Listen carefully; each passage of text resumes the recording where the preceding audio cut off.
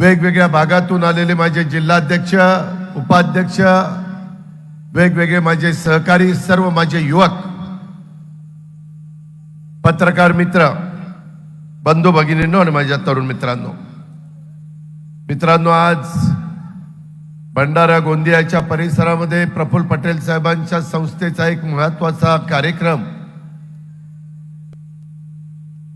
उपराष्ट्रपती त्या कार्यक्रमाला येणार होते आणि त्याच्यामुळं वैद्यकीय शिक्षण विभागाचा पण तो संबंधित कार्यक्रम आहे, कारण तिथं आपण मेडिकल कॉलेज काढलेलं आहे, त्याचा पायाभरणीचा कार्यक्रम होता आणि त्यामुळं मुश्रीफ साहेब, प्रफुल्लभाई आणि त्या भंडारा गोंदियाचे काही सहकारी आपल्यापर्यंत पोहोचू शकले नाही.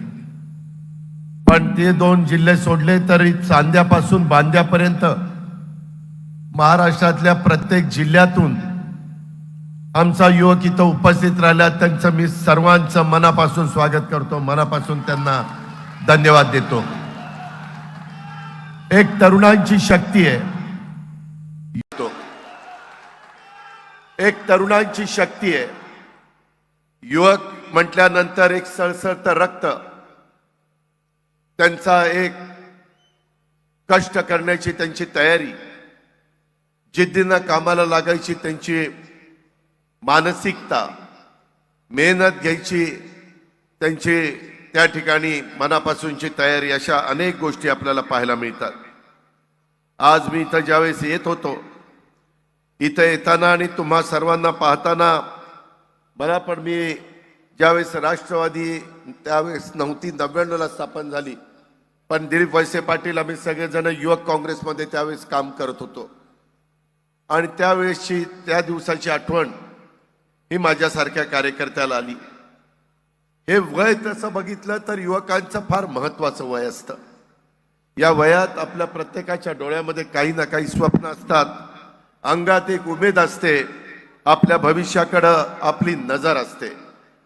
लात मारील तिथं पाणी काढण्याची धमक ज्यांच्या अंगी असते तोच खरा युवक असतो. युवक हे कुठल्याही देशातल्या सामाजिक व राजकीय बदलांचा आधार असतात.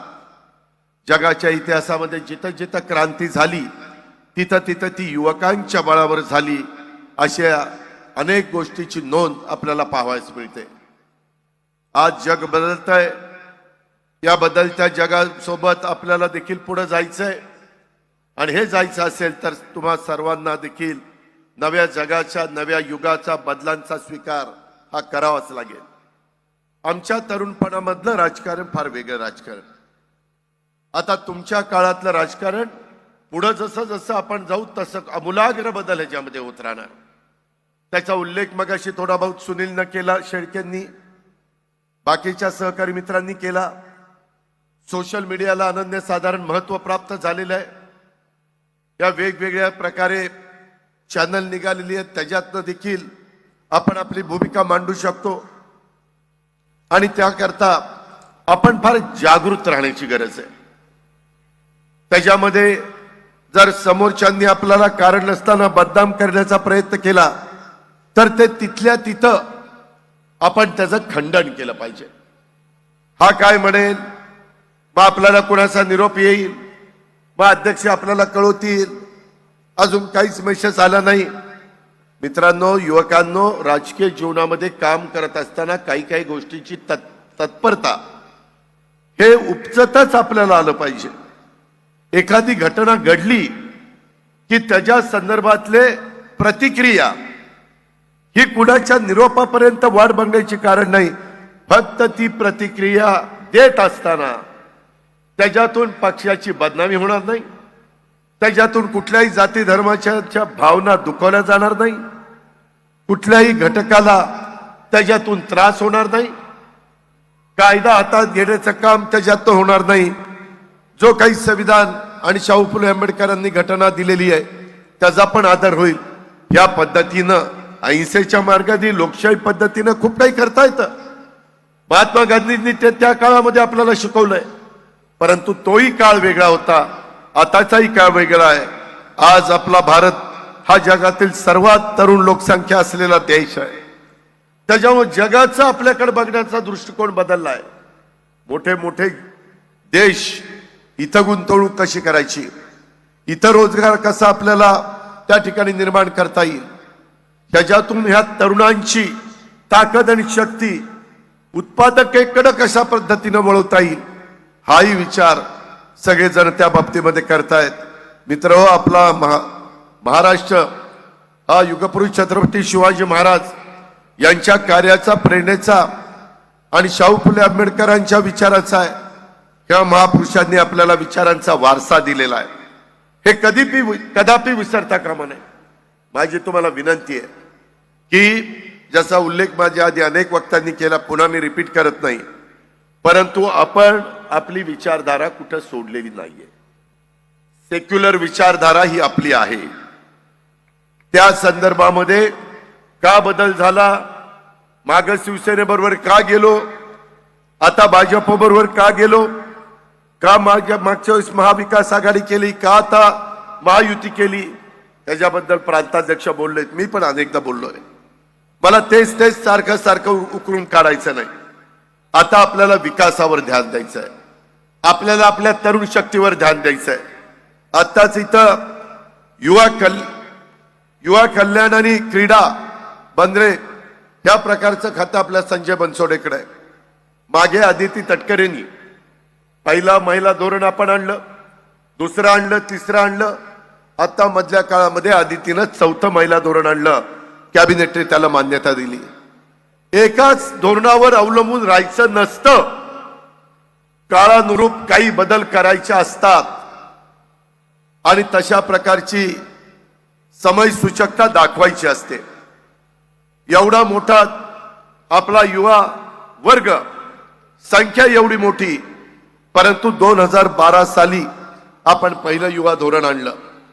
त्यावेळी मंत्रिमंडळात मी, दिलीपराव, रामराजे, आम्ही काही सहकारी मित्र होतो. आता दुसरं धोरण, ह्या सगळ्या युवकांचा उत्साह बघितल्यानंतर मी त्या खात्याचे मंत्री संजय बनसोडे यांना सांगितलेलं आहे की आता ह्या धोरणाच्या बद्दल आपण समिती स्थापन केलेली आहे. पुढचं युवा धोरण लवकरच राष्ट्रवादी काँग्रेस पक्ष महायुतीच्या निमित्तानं महाराष्ट्राला त्या ठिकाणी देणार आहे. त्याच्यामध्ये सर्वांगीण विकास हे धोरणामध्ये प्रमुख त्या बाबतीतली भूमिका असेल. राज्य युवा प्रशिक्षण केंद्र, युवा महोत्सव, वेगवेगळ्या प्रकारचे युवा महोत्सव घेऊन कशा पद्धतीनं आताही आम्ही वेगवेगळ्या विभागामध्ये बेरोजगारांना रोजगार कसा निर्माण करता येईल आणि त्यांना काम कसं मिळेल, याही करता परवाच एका फाईलवर मी सही केलेली आहे आणि त्याच्याबद्दल जवळपास एकेका विभागामध्ये 4-4, 5-5 कोटी रुपये आपण खर्च करतोय. त्याच्यातून तरुणांना पण वाटलं पाहिजे की हे नुसतं निवडणुका आणि राजकारण करत नाही, हे आमचाही विचार करतात. आणि त्याच्यामुळं हे युवा महोत्सव युवकांना त्याच्यामध्ये व्यक्तिगत आणि नेतृत्व शिबिर ह्याच्यातूनच कार्यकर्ते तयार होतात. पाठीमागचा काळ जर बघितला तर अशा पद्धतीनं अनेक जण ह्या अशा महोत्सवाच्या निमित्तानं, नेतृत्वाच्या निमित्तानं, त्यांच्या शिबिराच्या निमित्तानं पुढे आलेलं. युवा वसतिगृह, त्याच्यामध्ये युवकांच्यासाठी जिल्हा आणि राज्य स्तरावर युवा पुरस्कार, अशा अनेक गोष्टी. मी सगळ्या गोष्टी आता तुम्हाला सांगून तुमचा वेळ घेत नाही, परंतु अशा बऱ्याच गोष्टी आपल्याला त्याच्यामध्ये सादर करायच्यात. त्याच्यामध्ये माझी तुम्हालाही विनंती आहे, आता हे नवीन युवा धोरण येत असताना तुमच्याही काही कल्पना असू शकतात. त्याच्यामध्ये तुम्ही त्या संजय बनसोडेकडे द्या, माझ्याकडे द्या, इतरांच्याकडे द्या, सूरजकडे द्या. त्याच्यामध्ये जरूर एखादी चांगली कल्पना आणि चांगली सूचना तुम्हा युवकांच्याकडनं आली तर त्याचं 100% आम्ही स्वागत करू आणि त्याचाही अंतर्भाव त्या युवा धोरणामध्ये केल्याशिवाय आम्ही त्या ठिकाणी गप्पा बसणार नाही. ही पण बाब आपण लक्षामध्ये ठेवा. मित्रांनो, युवकांनो, यशवंतराव चव्हाण साहेबांनी राष्ट्रीय एकात्मतेचा विचार कायम जोपासला. आम्ही सगळ्यांनी तो जवळनं अनुभवला. आमची त्यांची ओळख नव्हती, परंतु तुमच्यासारखं लांब सभा त्यांची आम्ही ऐकायचो बसून. तुम्हा तरुणांना माझं सांगणं आहे, आपल्या धोरणांनी आपल्याला जो वारसा दिलेला आहे, जो विचार दिलेला आहे, तो आपल्याला पुढे न्यायचा आहे. तो पुढे नेत असताना अतिशय योग्य पद्धतीनं आपल्याला काम करायचंय. कुठेही आपल्याबद्दल वेडेवाकडे शब्द वापरले जाणार नाही. हे काय आहे? राष्ट्रवादी युवक काँग्रेस बघा कसे करते. अशा प्रकारची बदनामी तुमची पण होता कामा नये, पक्षाची पण होता कामा नये, आम्हा लोकांची पण होता कामा नये. याही गोष्टीचं नोंद आपण सगळ्यांनी ह्या निमित्तानं घेतली पाहिजे. मित्र, आपल्या राष्ट्रवादी काँग्रेस पक्षाने नेहमीच युवकांना संधी दिलेली आहे. मी माझ्या राजकीय जीवनामध्ये काम करत असताना मला अतिशय तरुण वयामध्ये तुमच्यासारख्या वयात संधी पक्षाने दिली. काँग्रेस पक्षाने मला खासदार केलं, काँग्रेसने पहिल्यांदा मला आमदार केलं, काँग्रेसने 95ला पुन्हा मला दुसऱ्यांदा आमदार केलं आणि त्याच्यानंतर 99ला राष्ट्रवादीची स्थापना झाली. बघता बघता काळ वेळ कुणा करता थांबत नसती. 25 वर्ष झाली. सिल्वर ज्युबिली वर्ष म्हणून आपण आता साजरा करणार आहोत. आणि हे असताना ह्याच्यामध्ये आपल्याला पुढं कसं जायचं, काय भूमिका आपली असली पाहिजे, त्याच्यामध्ये मी युवकांना इतक्या ठिकाणी साखर कारखाने असतील, खरेदी विक्री संघ असतील, दूध संघ असतील, मार्केट कमिटी असतील, त्याच्यामध्ये बँका असतील, महानगरपालिका असतील, नगरपालिका असतील, जिल्हा परिषद असतील, तालुका पंचायत असतील, अनेक ठिकाणी तरुणांना संधी देण्याचं काम आम्ही बहुतेकांनी केलं. कारण नवीन नवीन कार्यकर्ते पण त्या त्या वेळेला शिकले पाहिजे. वडीलधाऱ्यांच्या हाताखाली तेही घडले पाहिजे. मित्रांनो, आता स्थानिक स्वराज्य संस्थांच्या निवडणुका लागत नाही. 2022 आणि 2024 आलं, 2 वर्ष झाली. फेब्रुवारीला 22 मध्ये निवडणुका व्हायला पाहिजे होत्या. फेब्रुवारी 2024 आहे. तुम्हालाही कदाचित प्रश्न पडत असेल, बाबा यांना मंत्रिपद मिळाली, उपमुख्यमंत्रीपद झालं, एकनाथराव शिंदे मुख्यमंत्री झाले, अजितन देवेंद्र उपमुख्यमंत्री झाले, बाकीचे मंत्री झाले, आमचं काय? शेवटी कार्यकर्ता देखील वेगवेगळ्या पदाच्या मार्फत लोकांच्या पर्यंत पोहोचू शकतो. त्याचं कर्तृत्व, त्याचं नेतृत्व तो त्या ठिकाणी दाखवू शकतो. आणि त्यामुळं आम्हालाही मनापासून वाटतं. मित्रांनो, मध्ये ज्यावेळेस निवडणुका घेण्याची वेळ आली, दुर्दैवानी त्याच्यामध्ये ओबीसी महिला आणि पुरुषाला प्रतिनिधित्व मिळत नव्हतं. म्हणून आम्ही त्याच्यामध्ये कोर्टामध्ये धाव घेतली. आपल्यातले काही लोक गेले, विरोधी पक्षातले काही लोक गेले. किंवा असं कसं चालेल? तुम्ही सर्वसाधारण महिला पुरुषांना संधी देता, मागासवर्गीय संधी देता, दिलीच पाहिजे. आदिवासींना संधी देता, दिलीच पाहिजे. परंतु ओबीसी पण महत्वाचा घटक आहे, त्यांनाही संधी मिळाली पाहिजे. आणि त्यामुळे अजूनही सुप्रीम कोर्टामध्ये मॅटर चाललेली आहे. आमच्यात तारखा पडतायत, वेगवेगळे चांगले वकील दिलेले. आपल्या राष्ट्रवादी काँग्रेस पक्षाच्या युवा कार्यकर्त्याला माहिती असलं पाहिजे की ह्यामुळे ते लांबलेलं आहे. आता 2 महिन्यांनी लोकसभेच्या निवडणुका सुरू होतील. कदाचित महिन्यांनीच आचारसंहिता लागेल. त्याही बद्दल महायुतीच्या जे उमेदवार आपण देणार आहोत त्या उमेदवारांना भरघोस मतांनी निवडून आणण्याच्या करता राष्ट्रवादी काँग्रेस पक्षाचा युवक कुठं कमी पडता कामा नये. उद्या त्याच्यातनच विधानसभेच्या निवडणुकीच्या निमित्तानं जर एखाद्या तरुणाच्या अंगामध्ये स्पार्क असेल, त्याच्यामध्ये एक नेतृत्व करण्याची चिकाटी असेल आणि तो काम करताना त्यांनी सर्व जाती धर्माला बरोबर घेऊन गेलं पाहिजे. वडीलधाऱ्यांचा आदर ठेवला पाहिजे. तरुणांना कुठल्याही परिस्थितीमध्ये ग्रुपिझम करता कामा नये. गटातटाचं राजकारण अजिबात करू नका. जरी राजकारणात आम्ही पण काम करताना 100% आपल्या विचाराचं काम होत नाही. जरी तुम्ही सगळ्यांनी यांनी मला राष्ट्रवादी काँग्रेस पक्षाचा राष्ट्रीय अध्यक्ष केलेलं असलं तरी आपण लोकशाहीमध्ये काम करतो.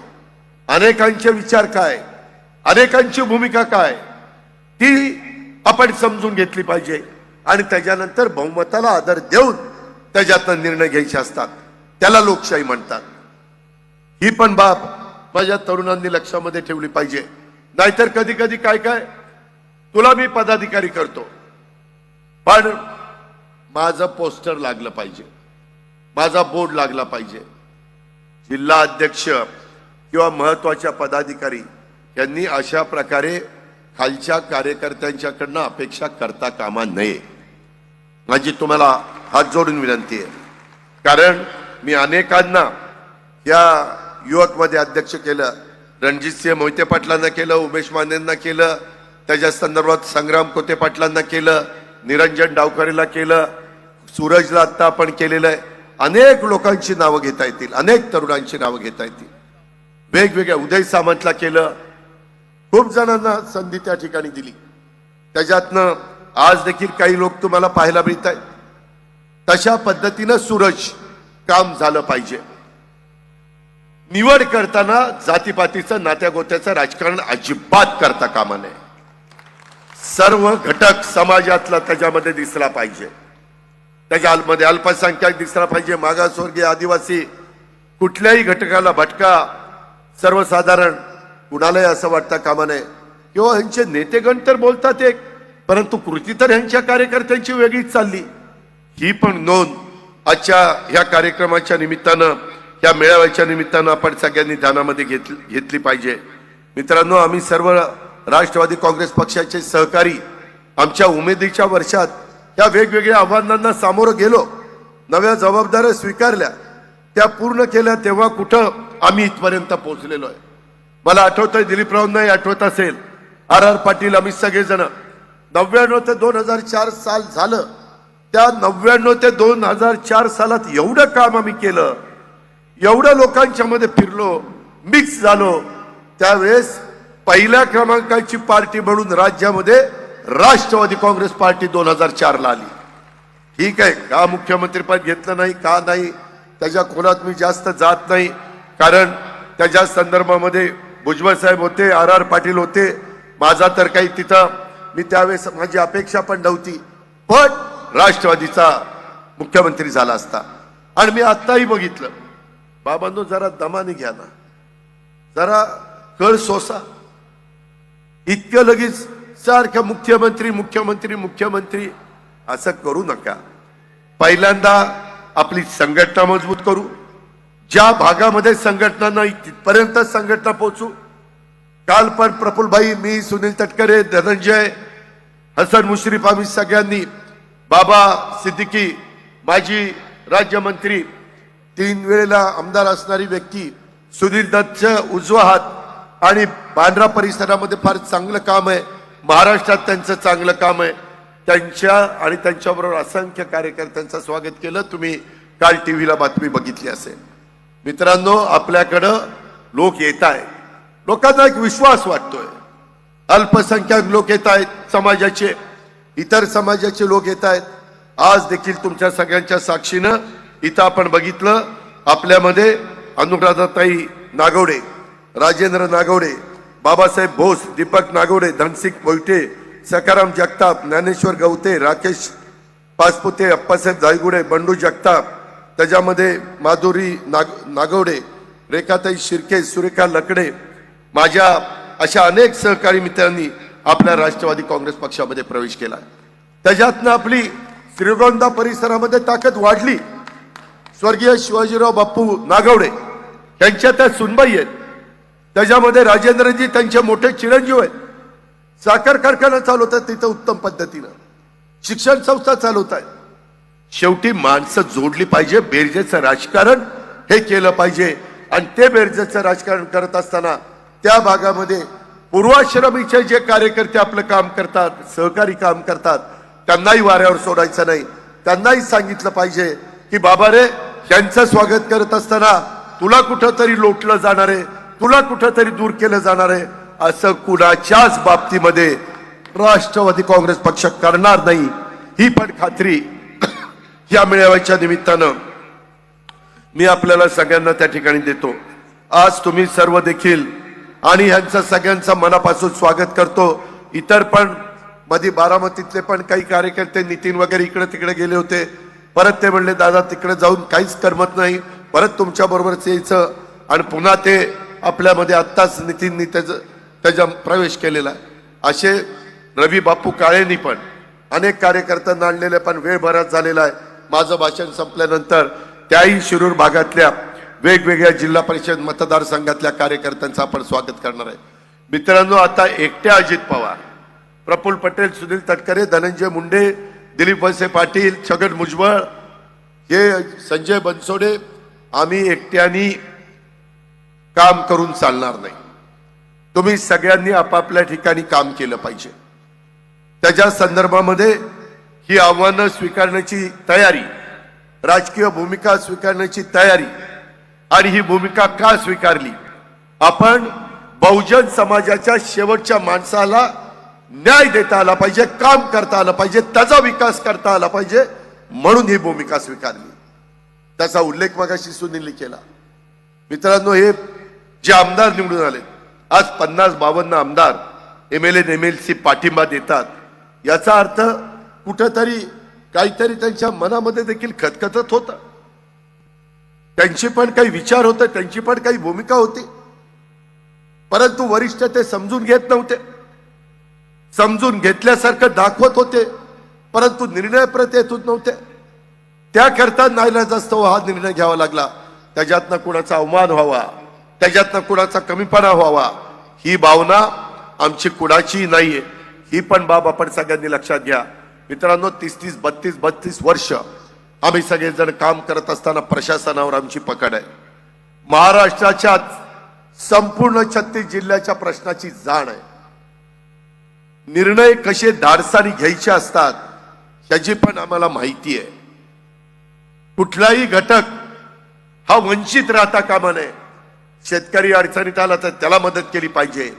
तरुण तरुणी बेरोजगाराच्या निमित्तानं अडचणीत आले तर त्यांना रोजगार देता आला पाहिजे. कामगाराला त्याचा न्याय देता आला पाहिजे. महिलांना त्यांचा न्याय देता आला पाहिजे.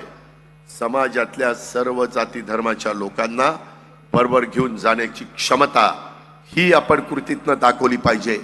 ते काम मित्रांनो आपण सगळेजण करतोय. त्याकरता आपण महायुतीमध्ये गेलेलो आहे. आज जगामध्ये नरेंद्र मोदींना पर्याय नाहीये. तिसऱ्यांदा या देशाचा पंतप्रधान आपल्याला त्यांना बसवायचं आहे. त्यांना विजय आहे. 24 तासामध्ये 18 तास ते काम करतात. अनेक विमानतळ त्यांच्या 10 वर्षाच्या कारकिर्दीमध्ये निर्माण झाली. नॅशनल हायवे निर्माण झाले. वेगवेगळे मोठे मोठे ब्रिजेस झाले, टनेल झाले, पोर्ट बंदरं मोठी मोठी होत आहे. पाण्याचे प्रश्न सुटत आहेत. 2 कोटी लोकांना घर बांधणीचा कार्यक्रम त्यांनी दिला आहे.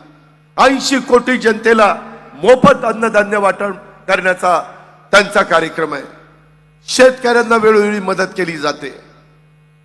मोठ्या प्रमाणावर परकीय गुंतवणूक येण्याच्या करता परदेशामध्ये सगळ्या देशामध्ये आपलं एक स्थान भक्कम करण्याचं काम त्यांच्या नेतृत्वातनं झालेलं आहे. ही गोष्ट नाकारता येत नाही. शेवटी जे झालंय ते मान्यच केलं पाहिजे आणि त्यांच्या विजनचा फायदा आपल्या महाराष्ट्राला करून घेतला पाहिजे, आपल्या देशाला करून घेतला पाहिजे. या पद्धतीनं आपल्याला काम करायचंय. ती पण बाब आपण सगळ्यांनी लक्षामध्ये घ्या. ही भूमिका का आम्ही पक्षानं भविष्य उज्ज्वल आणि खंबीर राहावं, आपल्या पक्षाची इतर पक्षामागे फरफटण होऊ नये, याकरता आम्ही ही नवी भूमिका स्वीकारलेली आहे. आपल्या पक्षाचं भवितव्य कोण आहे? तुम्ही सर्वजण समोर बसलेले राष्ट्रवादी काँग्रेस पक्षाचं भवितव्य आहे. त्याची जाणीव आमच्या सारख्याला त्या ठिकाणी आहे. राष्ट्रवादी काँग्रेस पक्षामध्ये असणारी तुम्ही सर्व युवक मंडळी बहुजन समाजातनं आलेला आहात. आपल्या पक्षाने कायम बहुजन समाजाच्या हिताचा विचार केलेला आहे, वंचितांच्या हिताचा विचार केलेला आहे, मागासवर्गीयांच्या अल्पसंख्याकांच्या हिताचा विचार केलेला आहे. मला तुम्हाला या निमित्तानं हेच सांगायचंय की बाबांनो, ह्याच्यामध्ये कुठल्याही परिस्थितीमध्ये आपण कमी पडता कामा नये. आज आपण सत्तेत सहभागी झालेलो आहेत.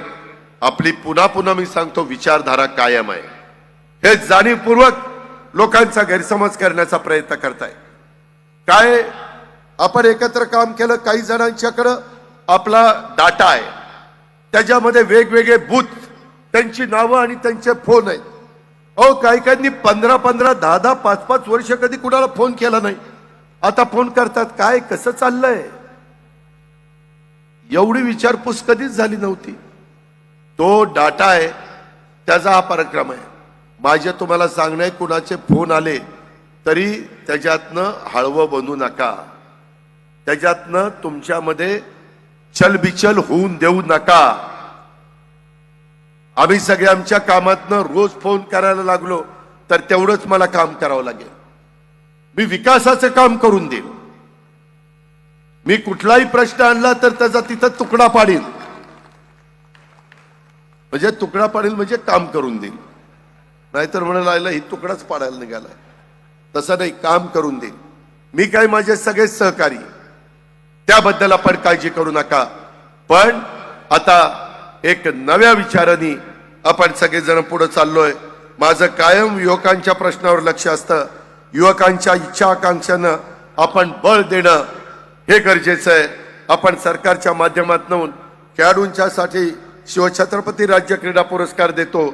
पण या खेळातून 7 खेळ काही तांत्रिक कारणानिमित्त वगळलेले होते. मला क्रीडा क्षेत्रातल्या मान्यवरांनी सांगितलं, मी आणि संजय त्या दिवशी मीटिंग घेतली, ते सगळे खेळ त्याच्यामध्ये अंतर्भाव केला.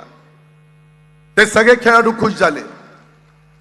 आज मी तर यायच्या आधी मी आणि आपला संजय आपल्या इथं बरेच वर्ष 14 वर्ष मी झटतोय की या बालेवाडीच्या परिसरामध्ये एक चांगल्या प्रकारचं ऑलिम्पिक भवन असावं. देशामध्ये अनेक राज्यामध्ये आहेत, हरियाणाला आहे, पंजाबला आहे. आज 14 वर्ष मी प्रयत्न करत होतो. शेवटी राष्ट्रवादी काँग्रेस पक्षाकडे ज्यावेळेस क्रीडा विभाग आला त्यावेळेस मी आणि संजयनी आज तिथं 72 कोटी रुपयाचं ऑलिम्पिक भवनचं भूमिपूजन केलंय. त्याच्यामध्ये 1.5 लाख स्क्वेअर फीट बांधकाम होणार आहे. त्याच्यामध्ये जवळपास 5 मजले आहेत. त्याच्यामध्ये सुंदरपैकी आपण आंतरराष्ट्रीय दर्जाचं ऑलिम्पिक संग्रहालय करतोय, क्रीडा आयुक्त कार्यालय करतोय, मल्टीपर्पज हॉल करतोय, लायब्ररी करतोय, कॅफेटेरिया करतोय आणि फार चांगल्या प्रकारे आपल्या शहराच्या वैभवामध्ये भर घालणारी वास्तू आणि क्रीडा क्षेत्राला एक अधिक प्रोत्साहन देणारं अशा प्रकारचं काम राष्ट्रवादी काँग्रेस पक्षाच्या विचारातनं, राष्ट्रवादी काँग्रेस पक्षाच्या प्रयत्नातनं या ठिकाणी होत आहे. मी नेहमी सांगतो, आम्ही वचनपूर्तीचं राजकारण करणारे कार्यकर्ते आहेत. आपली भूमिका तीच आहे. त्याच्यामुळं काहीतरी थातूरमातूर निवडणुका डोळ्यासमोर ठेवून काही बोलायचं आणि करायचं वेगळंच, ही आपली भूमिका अजिबात नाही. हेही मला तुम्हाला सगळ्यांना सांगायचंय. मित्रांनो, मी स्वराज्य सप्ताह आपल्या तटकरे साहेबांनी, आपल्या पक्षाने आपल्याला दिलेला आहे 12 फेब्रुवारी ते 19 फेब्रुवारी 2024. त्याच्याकरता महाराष्ट्रातील नागरिक भगिनी आणि बंधूंना मी एक पत्र त्या ठिकाणी लिहिलेलं आहे. महाराष्ट्राचे आराध्य दैवत छत्रपती शिवाजी महाराजांची जयंती येत्या 19 फेब्रुवारीला आपण सर्वजण मोठ्या उत्साहात, दिमाखात, भव्य स्वरूपात साजरी करत आहोत. तुमच्या करता पण हे पत्र आहे. छत्रपती शिवाजी महाराजांच्या 350व्या शिवराज्याभिषेक वर्ष सोहळ्याच्या निमित्तानं राज्यभर विविध कार्यक्रम उपक्रम राबवण्यात येत आहेत. युगपुरुष छत्रपती शिवाजी महाराजांनी त्यांच्या कार्यातून अवघ्या महाराष्ट्राला स्वाभिमान, आत्मभान, ओळख, अस्मिता, लढाऊबाणा आणि स्वराज्याची प्रेरणा दिली. त्यांच्या इतिहासातून प्रेरणा घेत आज गेले 4 दशकं महाराष्ट्राच्या पिढ्यानपिढ्या या विविध क्षेत्रात आपल्या पराक्रमाची पताका फडकवत आहेत. या स्वराज्य सप्ताहाच्या राष्ट्रवादी काँग्रेस पक्षाच्या सर्व जिल्हा शाखांतर्फे छत्रपती शिवरायांचा इतिहास पुन्हा एकदा लोकांच्या सोबत साजरा करण्यासाठी विविध उपक्रम आणि स्पर्धा घेण्यात येणार आहेत. आपण सर्वांनी या उपक्रमात सहभागी होऊन या उपक्रमाची शोभा वाढवावी. तसेच आपापल्या भागातील अधिकाधिक लोक या उपक्रमासोबत जोडून छत्रपती शिवरायांना धगधगता इतिहास जागा करण्यासाठी पुढाकार घ्यावा, ही माझी आपल्याला सर्वांना आग्रहाची विनंती आहे. राष्ट्रवादी काँग्रेस पक्षाने कायमच छत्रपती शिवाजी महाराजांच्या रयतेचं राज्य या संकल्पनेपासून प्रेरणा घेतलेली आहे. येणाऱ्या पिढीला महाराजांचं धैर्य, शौर्य, पराक्रम आणि आदर्श राज्यकारभाराची माहिती व्हावी, त्यांना आपला इतिहास कळावा, त्यातून प्रेरणा घेऊन लोककल्याणकारी राज्याची निर्मितीत त्यांनी सहभागी व्हावं, ही स्वराज्य सप्ताह साजरा करण्यापाठीमागची राष्ट्रवादी काँग्रेस पक्षाची महत्वाची भूमिका आहे. चला आपण सर्वजण येत्या शिवजयंतीच्या निमित्तानं स्वराज्य सप्ताह जोमाने साजरा करून आपले आराध्य दैवत असणाऱ्या छत्रपती शिवाजी महाराजांना अभिवादन करू द्या, त्यांच्या पुढे नतमस्तक होऊया. हे पत्र मी तिथं दिलेलं आहे. हेही पत्र माझं उद्यापासून तुम्हाला मिळणार आहे. माझी तुम्हाला विनंती आहे, आपल्या इथल्या लोकांची शॉर्ट मेमरी असते, नवीन पिढी देखील कधी कधी विसरते.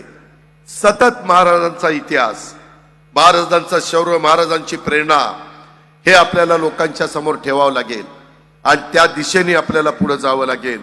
ही पण बाब आपण ध्यानामध्ये ठेवा. त्याच्यामध्ये तसूभर देखील आपण कमी पडू नका. आपल्याला आता इथून पुढच्या काळामध्ये काम करत असताना त्याच्यात स्वतः सुनील तटकरे तर सगळ्यांना सांगतील, शिवाजीराव गर्जे असतील, बाकीचे सगळे माझे सहकारी असतील, सगळ्या सेलचे प्रमुख असतील, हे आपल्या सर्वांचं काम आहे. हे गृहीत धरून हा उद्याचा सप्ताह साजरा झाला पाहिजे अशी माझी आपल्याला विनंती आहे. या स्वराज्य शपथ मी त्याच्यामध्ये एक शपथ आज तुम्हाला देतो.